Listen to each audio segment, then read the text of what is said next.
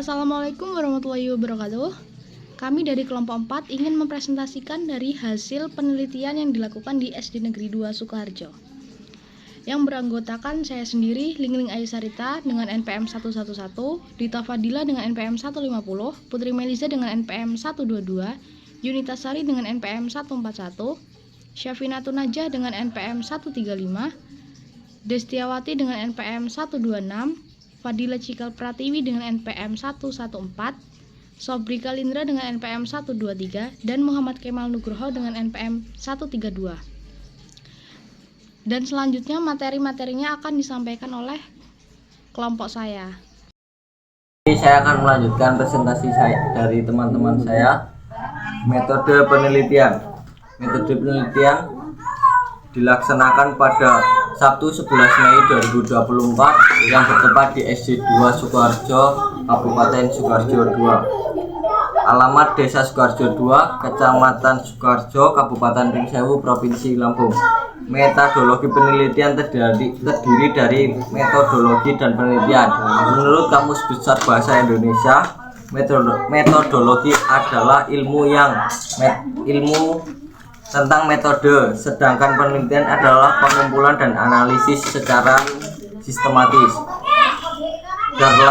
Dharma Laksana dalam Muhammad Hasan 2022 menyatakan penelitian kualitatif digunakan untuk memahami masalah yang belum jelas dan mengembangkan teori penelitian ini menggambarkan fenomena dalam bentuk kata-kata. Dalam Denzim dan Likolin 1994 menyebut penelitian kualitatif dilakukan dalam latar alamiah untuk menafsirkan fenomena-fenomena. Bahwa penelitian ini berdasarkan kegiatan dan dampaknya. Jadi penelitian kualitatif adalah metode untuk memahami fenomena-fenomena data berupa kata-kata. Terima kasih. Baik, di sini saya izin memperkenalkan diri terlebih dahulu. Perkenalkan, nama saya Dita Fadila. Di sini saya akan mempresentasikan hasil wawancara kepada salah satu guru di SD Negeri 2 Sukoharjo 2, yaitu hasil wawancara yang telah kami dapatkan dengan Bapak Warsito selaku wali kelas 6 di SD Negeri 2 Sukoharjo 2, yaitu menunjukkan bahwa beliau memberikan jawaban yang baik dan informatif. Dalam wawancara tersebut, beliau menyatakan bahwa siswa kelas 6 selalu mengucapkan salam saat memasuki kelas dan melaksanakan doa bersama sebelum dan sesudah belajar. Sikap siswa selama tadarus juga sangat tertib.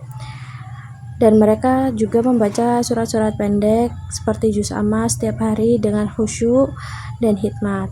Selain itu, sekolah juga mengadakan acara untuk memperingati hari-hari besar keagamaan seperti Maulid Nabi dan Isra Mi'raj. Sekolah menyediakan fasilitas untuk mendukung kegiatan keagamaan siswa seperti juz amma, mukena, sarung, dan musola. Strategi khusus yang diterapkan untuk membuat kegiatan keagamaan lebih menarik termasuk penggunaan video tentang keagamaan yang kemudian didiskusikan oleh siswa. Untuk menangani situasi di mana terdapat perbedaan keyakinan agama, Pak Warsito menyatakan bahwa kegiatan keagamaan diadakan di lokasi yang terpisah sesuai agama masing-masing, yaitu mungkin berbeda kelas. Contoh yang Islam ada di kelas lain, yang Kristen atau yang agama lain memakai kelas lain juga. Setiap guru juga selalu mengingatkan siswa untuk menghargai dan bersikap toleran kepada perbedaan, termasuk perbedaan agama. Beliau juga menyampaikan bahwa program keagamaan yang telah dilaksanakan di sekolah membentuk karakter siswa menjadi lebih taat, saling menghargai, dan toleran terhadap sesama tanpa membedakan agama. Sekian presentasi dari saya, cukup. Baik, sebelumnya izin memperkenalkan diri, nama saya Destiawati. Di sini saya akan menyampaikan hasil wawancara di SD Negeri 2 Sukoharjo 2. Amanda Zahra Chandrawati adalah seorang siswa kelas 6 di SD Negeri 2 Sukoharjo. menurut Amanda, doa sebelum dan sesudah pembelajaran itu sangat penting di SD 2 Negeri Sukoharjo. Dan di sana juga Amanda dan teman-teman lainnya diajarkan untuk selalu ramah 5S, yaitu senyum, sapa, salam, sopan, dan santun kepada semua guru dan semua teman-temannya. Amanda menjelaskan bahwa setelah doa pembelajaran dimulai dengan membaca minimal 2 surah pendek. Dan sekolahnya juga merayakan hari-hari besar nasional. Ketika ada hari-hari besar nasional seperti halal bihalal saat Idul Fitri, ia juga menghargai temannya yang berbeda agama dengan tidak mengejek mereka yang berbeda agama dan menganggap semua teman itu sama. Amanda juga mengatakan sholat duha berjamaah dilaksanakan setiap hari Jumat religi bersama dengan hafalan juz amma. Setiap hari Jumat di sekolah memiliki agenda yang berbeda. Ia juga diajarkan bersedekah meski banyak teman-teman yang tidak mengikuti program ini, dan yang tidak mengikuti maka akan dicatat oleh bendahara kelas. Dan Amanda juga menyebut bahwa kultum saat ini hanya dilakukan oleh guru meski siswa sudah diajari. Terima kasih. Sebelumnya izin memperkenalkan diri, nama saya Safinatun Najah dengan NPM 135.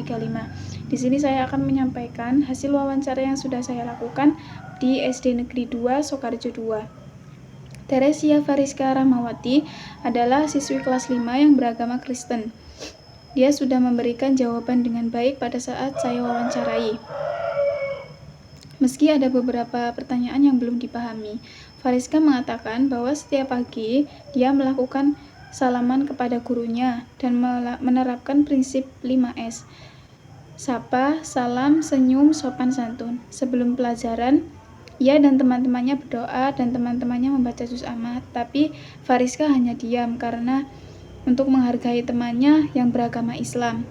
Ia juga ikut memperingati hari keagamaan seperti Maulid Nabi dan Isra Mi'raj sebagai bentuk penghormatan kepada teman-temannya. Fariska mengetahui kegiatan keagamaan teman-temannya dan selalu menghormati mereka. Saat ditanya tentang bergaul dengan teman berbeda agama, Fariska menjelaskan bahwa ia tidak mengejek atau mengganggu mereka saat beribadah. Berikut hasil wawancara dengan seorang siswi kelas 4 bernama Sylvia Ramadhani.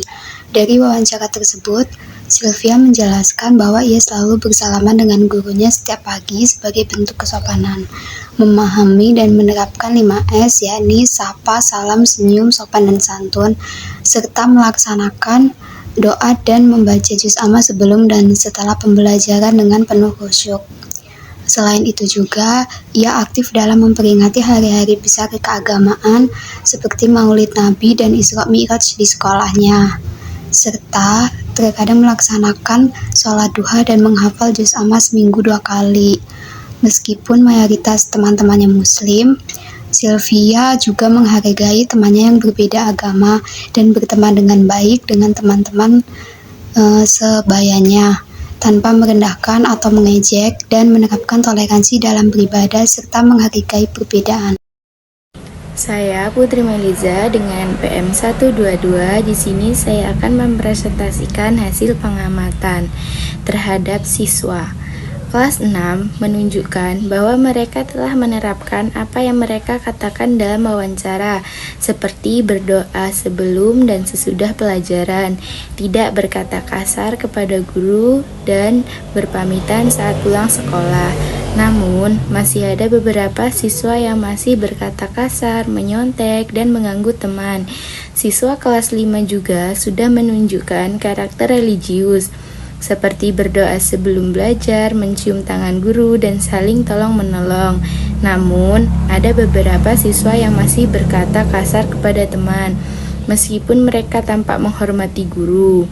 Masalah perilaku yang muncul masih dapat diatasi oleh guru. Secara keseluruhan, siswa kelas 4 menunjukkan sikap yang sesuai dengan jawaban mereka dalam wawancara. Tetapi masih ada beberapa perilaku yang perlu diatasi oleh guru. Sekian, terima kasih. Di sini saya akan menjelaskan tentang analisis hasil penelitian observasi kami.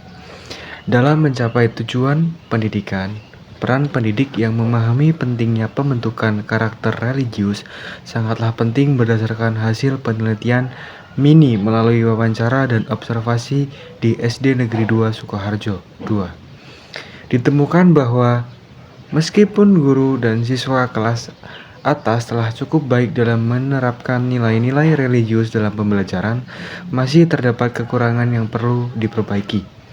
Pendidik perlu mengintegrasikan materi pembelajaran dengan pendidikan agama, salah satunya dengan menggunakan metode insersi. Selain itu, menyatukan nilai-nilai karakter religius di semua mata pelajaran juga penting. Selain itu, menjadi teladan bagi siswa juga membantu perkembangan nilai religius mereka. Keberhasilan penerapan pendidikan karakter religius bergantung pada kemampuan pendidik dalam memperdalam nilai-nilai religius dalam perilaku sehari-hari. Terima kasih. Dari hasil penelitian melalui wawancara dan observasi di SD Negeri 2 Sukoharjo 2, dapat disimpulkan bahwa setiap wali kelas tingkat atas memahami pentingnya dimensi religius dalam lingkungan sekolah dan memiliki kemampuan yang baik dalam membimbing siswa untuk mengembangkan karakter religius khususnya di lingkungan sekolah. Sekolah juga memberikan fasilitas kegiatan keagamaan seperti perayaan hari-hari keagamaan dan rutinitas membaca juz amma bagi siswa muslim. Siswa non-muslim juga diberi kesempatan untuk menjalankan ibadah mereka meskipun belum optimal. Kepala sekolah dan para guru terus berupaya meningkatkan perkembangan karakter siswa, mengembangkan karakter religius siswa. Pentingnya pendidikan agama dan spiritualitas dalam pembentukan karakter siswa perlu dipahami. Melalui pendidikan agama, diharapkan siswa menjadi individu yang baik secara etika dan moral. Mungkin cukup sekian presentasi dari kelompok kami. Apabila ada kurang dan salahnya kami mohon maaf sebesar-besarnya. Saya akhiri, wassalamualaikum warahmatullahi wabarakatuh.